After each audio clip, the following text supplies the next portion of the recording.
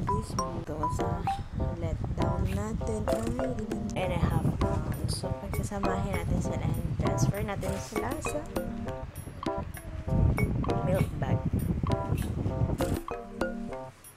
So, I'm gonna be transferring yung na-pump ko for today, ngayong hapon, dito sa milk bag. Of course, from Dr. Isla to.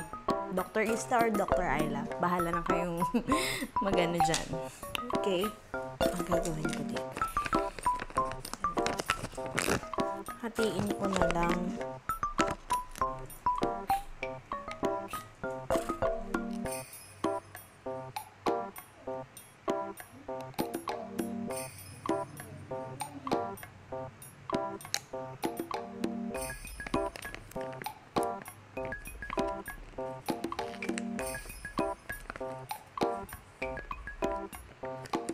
Dapat walang bubbles.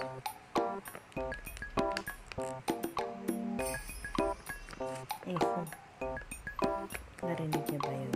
Umiiyak. Yung anak ko yun.